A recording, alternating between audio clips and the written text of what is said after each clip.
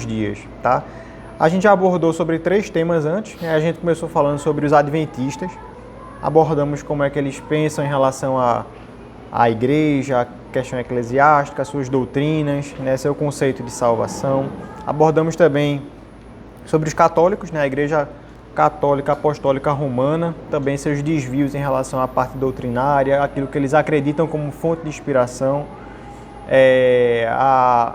a adoração a santos, enfim, outras particularidades que a gente abordou.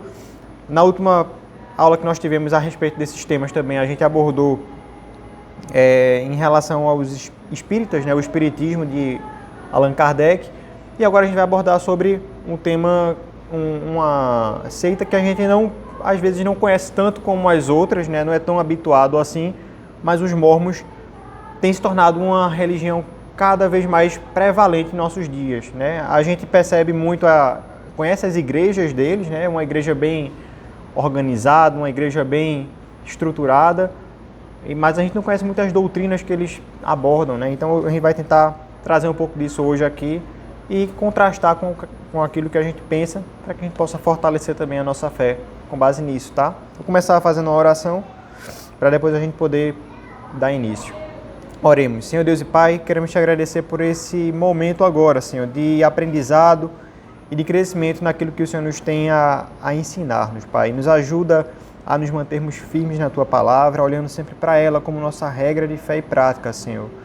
E que toda qualquer outra doutrina e desvio seja apartado do nosso convívio. É isso que nós te pedimos e te agradecemos em nome de Jesus. Amém. Pode dar uma passada? Pois bem, os mormons. Vocês já devem ter visto alguns deles aí pela rua, talvez sido abordado por alguns deles. São pessoas bem vestidas, né? Camisa ensacada, gravata bem arrumada, pessoas geralmente jovens, andando em duplas ou trios, né? Inclusive, mês passado eu atendi chegaram 2 para mim no consultório para atender. Então, assim, são pessoas que causam uma boa impressão, né? Sabem falar bem, sabem também aquilo que passam na pregação. Mas a nossa pergunta é: o que é que eles acreditam, né? Será que eles também podem ser considerados como cristãos? O próprio nome da igreja, como a gente viu, né? Igreja de Jesus Cristo dos Santos dos Últimos Dias, né? O que é que vocês sabem já a respeito dos mormons? Felipe. Eles visitam as pessoas. E a gente não visita tanto, né? Então, e a gente são bem visitar, né? Porque a maioria das igrejas deles tem uma quadra, né? Tem uma quadra, né? Uma igreja bem organizadinha. Em curiosidade, né? A igreja da gente, a IPM, ela foi feita um pouco puxando também a estrutura da igreja dos mormons, né? O templo, a organização lateral ali, isso, se você parar para ver, o templo dos mormons são Parecido, né? bem parecido. Mas puxando um pouco em relação à origem, né? Como é que os mormons surgiram? Os mormons são uma seita, né? Uma religião muito antiga, né? Começou em 1820 com um cidadão chamado... pode passar o slide, por favor? Joseph Smith, né? Joseph Smith, um cidadão americano, nova-iorquino, que no ano de 1820, ele tinha apenas 14 anos, né? Fazia parte de uma família grande, naquela época tinham acho que 9 irmãos, boa parte dos integrantes da sua família eram presbiterianos, mas os Estados Unidos viviam naquela época um grande crescimento religioso, né? E principalmente de algumas denominações, algumas igrejas protestantes. Então naquela época havia crescimento da igreja metodista naquela região dos Estados Unidos, junto com presbiterianos, batistas, e havia de certa forma uma certa, não é disputa, mas assim, as igrejas cresciam juntas ali, mas algumas com alguns pensamentos e doutrinas diferentes. E aí esse jovem, o Joseph Smith, com seus 14 anos, começou a ficar em dúvida, né? Qual era a igreja verdadeira? Qual era a igreja que realmente deveria seguir, ele deveria participar, deveria seguir, qual é que estava com a verdade bíblica, né? Então isso estava trazendo muita aflição para ele, e com essa aflição ele começou a orar. Conta a história que ele orando, cada vez mais, ele lê uma passagem de Tiago, capítulo 1, que dizia que se você orar, Deus vai conceder sabedoria para você saber o que é que tem que fazer. E aí nessa oração, ele diz ter tido uma visão no bosque da casa dele, tá? Disse que estava lá ele no bosque quando percebeu uma forte luz que refletia dos céus, era vinda dos céus, e nessa luz apareceram duas pessoas diante dele, né? Pode passar. Aqui é um vitral que mostra justamente essa visão, a primeira visão de Joseph Smith. Então, em 1820 ele teve no seu bosque lá essa visão de que apareceram diante dele nada mais nada menos do que o próprio Deus e o seu Filho, Deus Pai e Deus Filho, tá? E aparecendo diante dele, ele expôs esse medo, né, essa aflição que ele tinha e perguntou: Deus, qual a verdadeira igreja que eu devo participar? É a presbiteriana, a metodista, a batista? E aí o que acontece foi que conta ele que Deus disse para ele: não, nenhuma dessas é a igreja verdadeira, né? Nenhuma dessas é a igreja que realmente me adora em verdade. E o que acontece é que, na verdade, a gente está num período de grande apostasia, né? Essa era a concepção. E aí, o que Joseph Smith diz que Deus ordenou que ele não participasse de nenhuma dessas igrejas, nem presbiteriana, nem metodista e nem batista, né? E aí, diante disso, conta a história que Joseph Smith começou a receber várias outras visões, né, posteriormente. E visões com profetas do Antigo Testamento, como Moisés, como Elias, né? E que os próprios apóstolos do Novo Testamento chegaram a aparecer para ele também e trouxeram as chaves do reino dos céus e do reino da terra, tá? E aí o que é que ele começou a entender diante de tudo isso foi que a verdadeira religião, o verdadeiro cristianismo não estava naquilo que era ensinado pelos protestantes, mas ele começou a receber a verdadeira profecia, né, a verdadeira palavra dos antigos cristãos que habitavam a América. E aí ele recebeu isso através de uma placa de ouro, né, a placa dos Mórmons. Mórmon, na verdade, é um nome de um antigo profeta que viveu na própria América do Norte, no próprio Estados Unidos. Conta ele que no ano de mais ou menos 400 depois de Cristo. Foram pessoas que saíram de Jerusalém, saíram da Europa e migraram de alguma forma para a América do Norte e passaram a viver lá. E diz Joseph Smith que essas próprias pessoas receberam de Cristo, Cristo chegou a ressuscitar e voltar naquela localidade e entregou uma placa de ouro na qual estava escrita as ordenanças e a nova revelação, né? Então o que ele fez foi ele teve uma nova visão de onde essa placa estava, diz ele que achou a placa e começou a transcrever e traduzir isso no que originou o que a gente conhece pelo Livro dos Mórmons, né? Pode passar. E o Livro dos Mórmons é um livro que ele contém um compêndio de vários capítulos, né? E esses capítulos, na verdade, são capítulos que falam da história dessa igreja antiga da América do Norte e também doutrinas e revelações que foram a ele explicadas quanto a isso, tá? Então a gente vê que é um livro, de certa forma, extenso, né? Tem vários dados históricos a respeito daquela época de 400 e pouco, enfim. E o que é que esse livro traz, né? O que é que os mormons acreditam que a gente... Qual é a diferença deles para a gente, né? O que é que eles pensam de forma diferente da gente, né? Essa é nossa grande dúvida. A primeira coisa que a gente tem que abordar, como qualquer outra seita e religião, é de onde é que vem a fonte de autoridade dele. A gente sabe que a nossa fonte de autoridade, a Bíblia, é a nossa única regra de fé e de prática, né? Tudo aquilo que a gente diz acreditar tem que estar contido aqui. Eles também acreditam nisso? De certa forma, sim.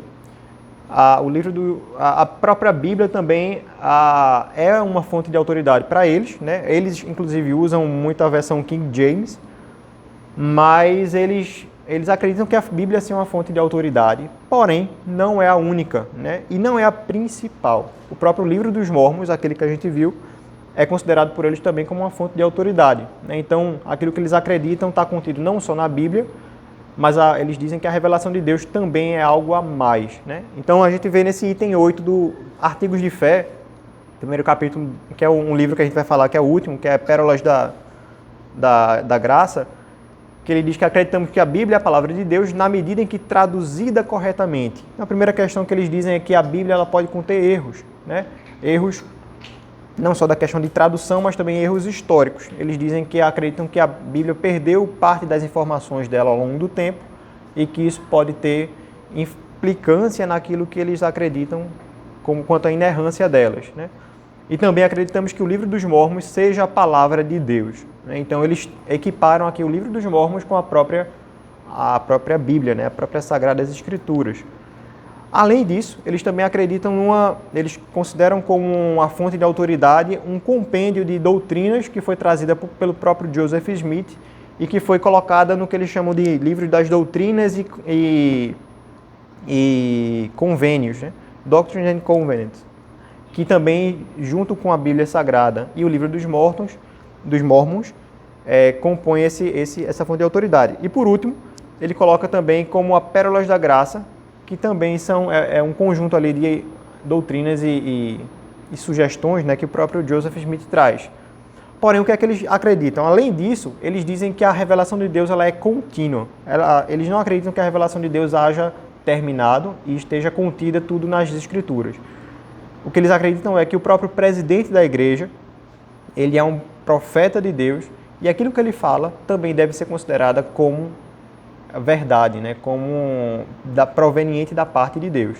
Então eles acreditam, principalmente nesse outro ponto que eles falam, né? Acreditamos que em tudo que Deus revelou, tudo que ele agora revela e acreditamos que ele ainda brevemente revelará muitas coisas grandes e importantes relacionadas ao reino de Deus. Então eles acreditam que a revelação de Deus ela é contínua, não interrompeu, não parou, mas ainda continua acontecendo por intermédio da própria igreja, né? Principalmente na figura do presidente. E aí tudo que o presidente fala, eles passam a colocar nesse livro das doutrinas e dos convênios. Então, a primeira questão é em relação à fonte de autoridade, né?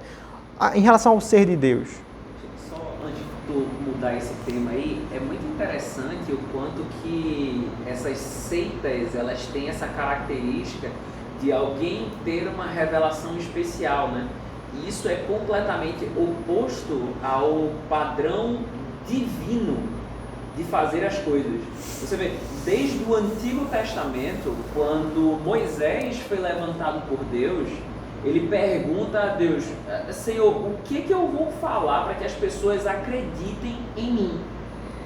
E é muito interessante que Deus ele não muda a forma que ele faz as coisas, entendeu? Deus não chegou lá e falou: ó, Moisés, você vai chegar lá para a liderança lá no Egito, vai falar: ó, eu sou agora o instrutor divino, calem a boca e me sigam, entendeu? Mas antes disso, Deus falou: ó, Moisés, você vai chegar para eles, você vai lembrar para eles da aliança que eu fiz com Abraão, ou seja, algo que datava 300 anos antes.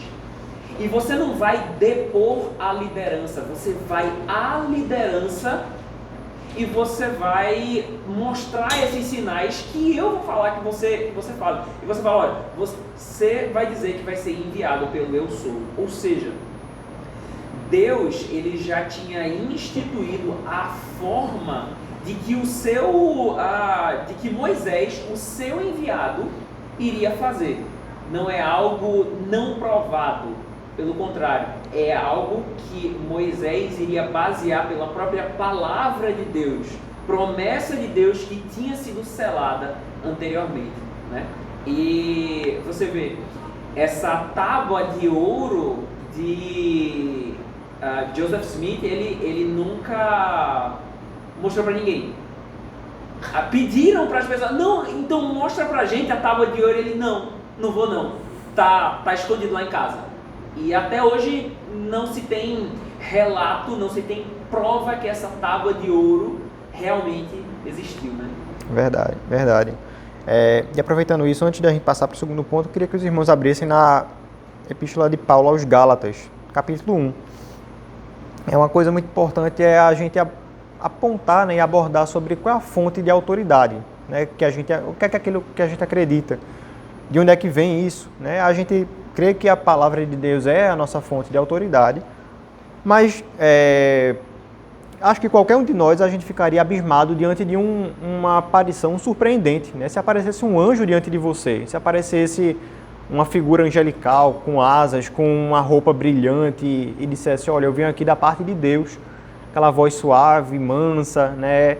Aquele olhar penetrante, certamente você ficaria balançado. Rapaz, será que isso realmente é de Deus, né? Será que o extraordinário, será que aquilo que acontece fora do natural, o sobrenatural, ele atesta realmente a veracidade da palavra, né?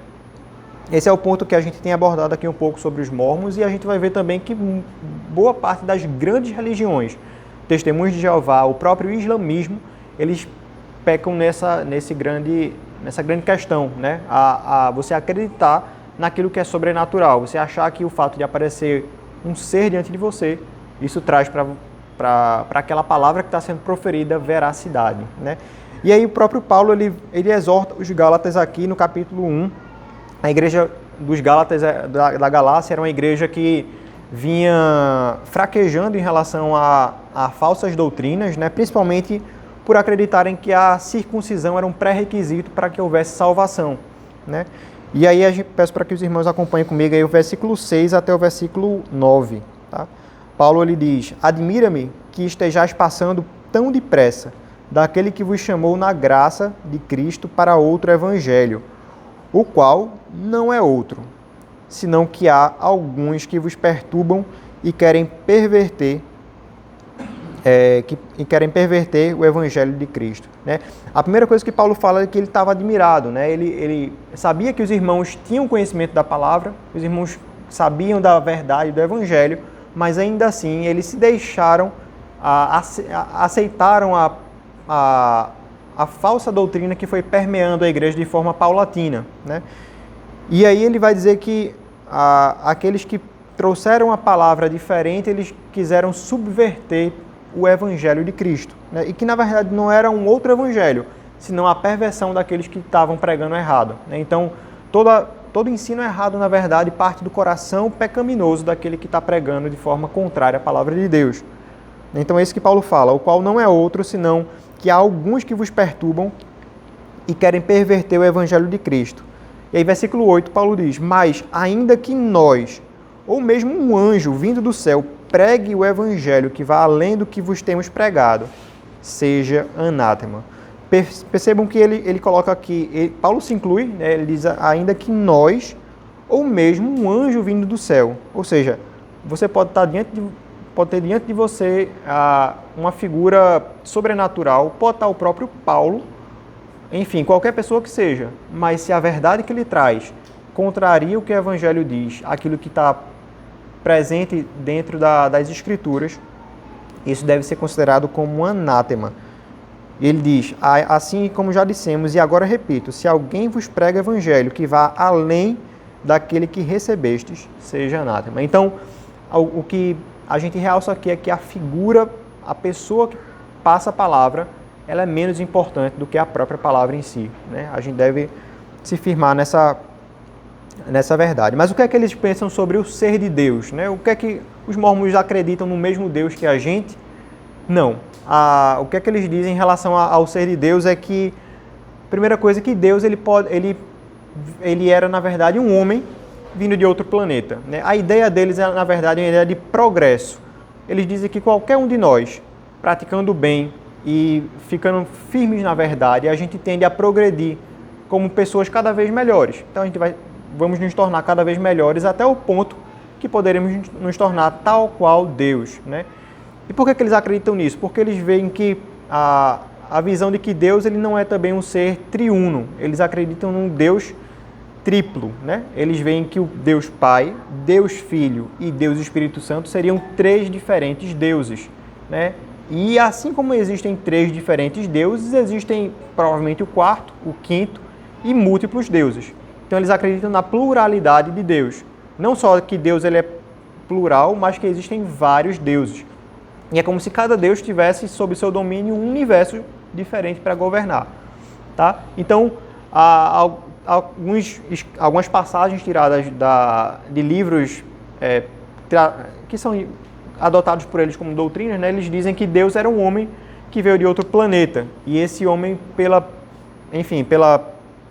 progressão que ele teve, chegou nesse estágio de Deus. Né?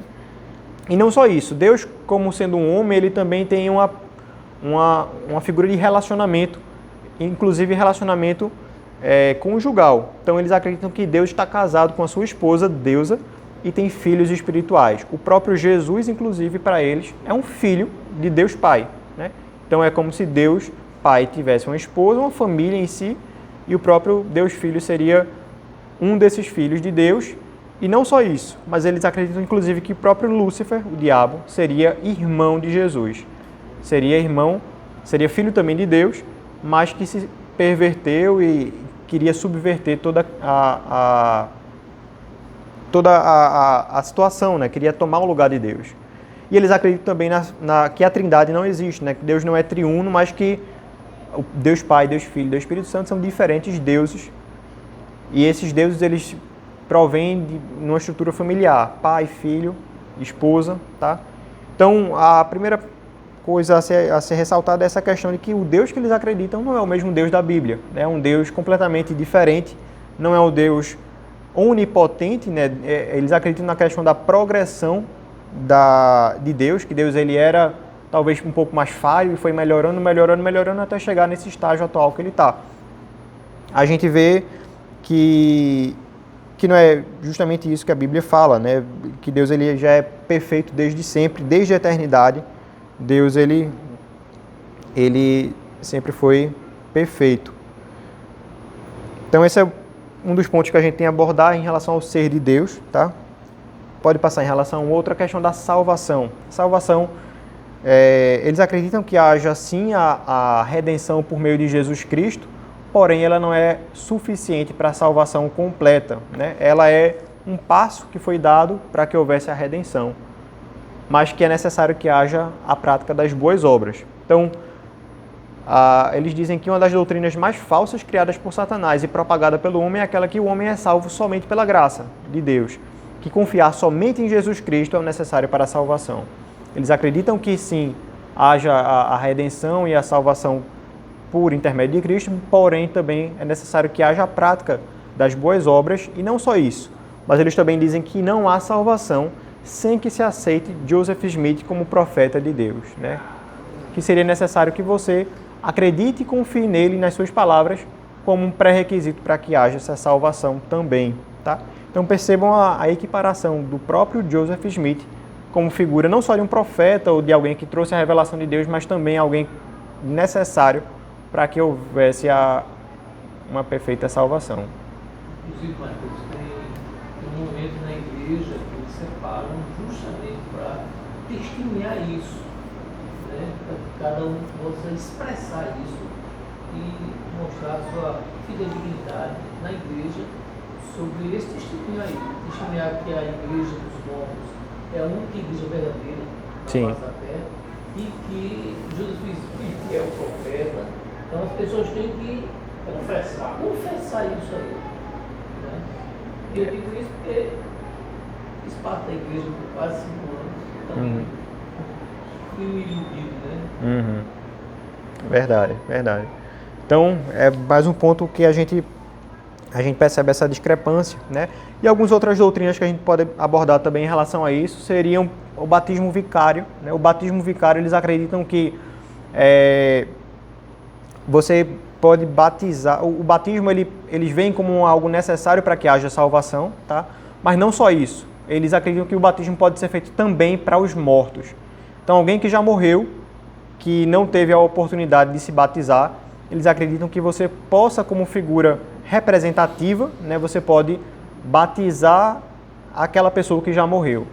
Isso para que possa salvar aquela pessoa, eles dizem que não. Eles dizem que o batismo ele serve como uma oportunidade de, no julgamento final, aquela pessoa que foi batizada, Deus vai dar uma chance a mais, né? Deus vai perguntar, você realmente acredita em mim? Enfim, vai dar como se fosse uma oportunidade a mais para aquelas pessoas que já morreram possam alcançar também a salvação, tá? Então, o primeiro ponto é o batismo vicário. A poligamia é outra questão que também muito abordado quanto a eles, porque o próprio Joseph Smith, ele aceitava a poligamia. Inclusive, ele mesmo teve, se não me engano, 43 esposas, tá? Hoje dá trabalho, mano. 40. É que a minha tá aqui, né? 43 esposas.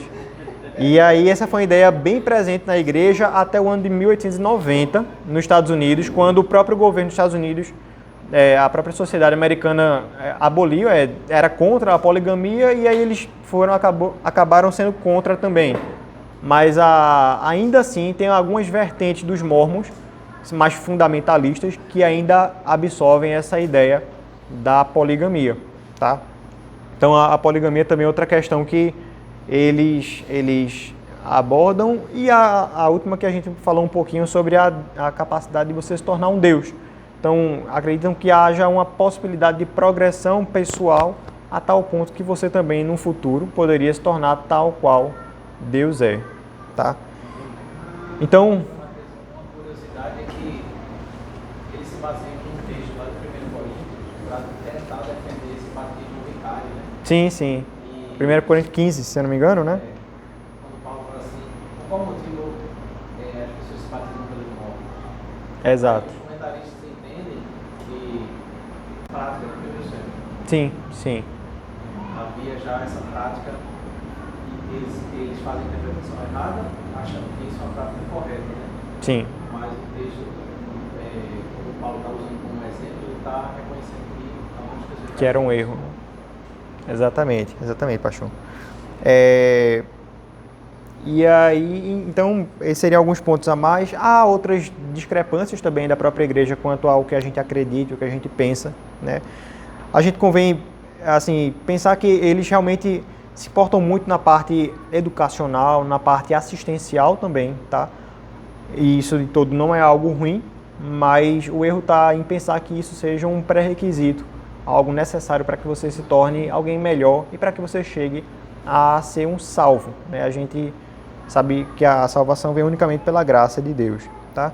E de forma final, a pergunta que fica é, pode passar também? Já tinha, mas a pergunta final era justamente essa, né? A gente pode considerar os mormons como cristãos, né? Como alguém, eles se autodenominam como cristãos, o próprio nome da igreja, né? É a igreja de Jesus Cristo dos Santos dos últimos dias, mas a gente vê que eles diferem bruscamente das doutrinas que a gente fundamenta a nossa fé, né? O ser de Deus, Deus como Deus Deus único e onipotente, né? E do sacrifício de Cristo como necessário para que houvesse a nossa salvação, tá? Então, o que fica de importante para a gente não é só saber essas curiosidades e discrepâncias dos mormons, mas o que a gente viu em Gálatas capítulo 1, de que a verdade de Deus deve ser combatida a todo custo, por mais que apareça um anjo na sua frente, alguém que seja a pessoa mais importante da igreja, pode aparecer e pode trazer outro evangelho para você, mas isso não deve ser tomado como base para que você acredite naquilo que é passado. Mateus, eu não sei se tu sabe alguma coisa sobre isso. Eles não beijam, né? Eles não têm a prática de beijar. Eu falo isso porque teve uma vez que meu pai aceitou lá entrar 10 bombas na casa para falar besteira lá. Aí a gente foi dar aquele 2 beijinhos, né? Famoso 2 beijinhos lá. Aí eles, não sai, a gente não beija, né?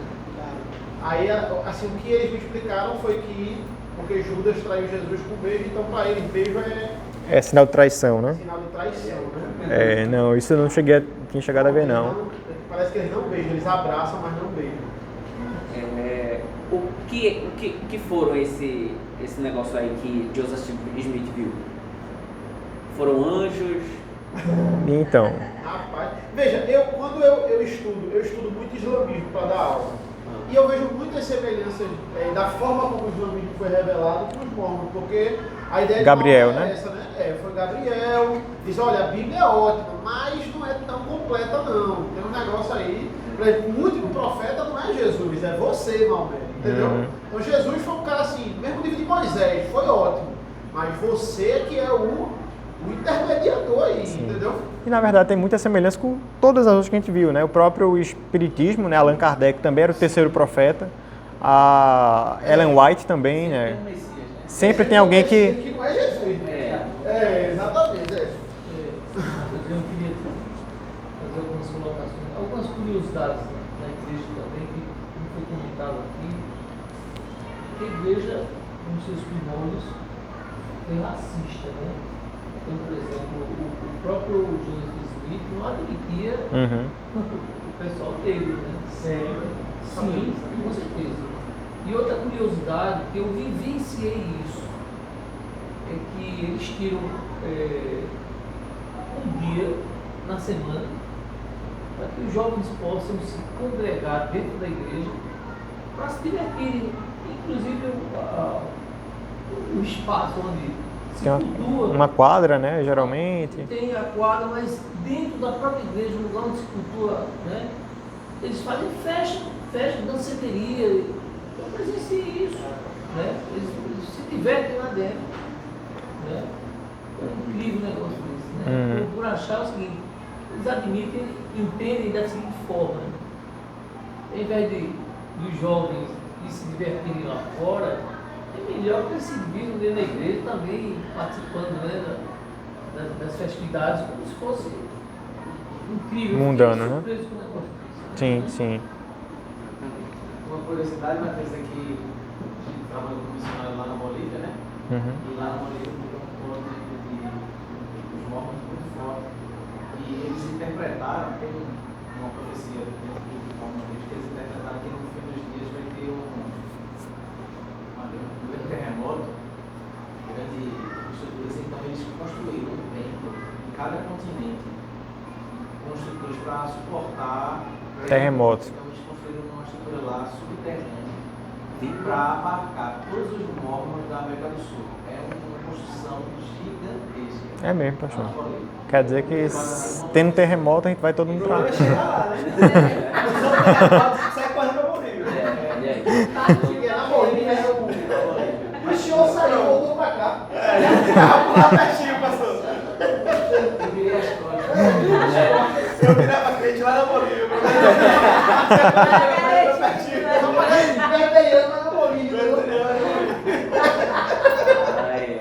O próprio Joseph Smith chegou a, inclusive, predizer qual seria a data da segunda vinda, né? E aí ele acho que foi para 1890 também, algo em torno disso.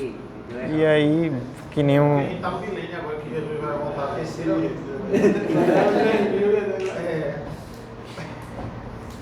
Perfeito, irmão.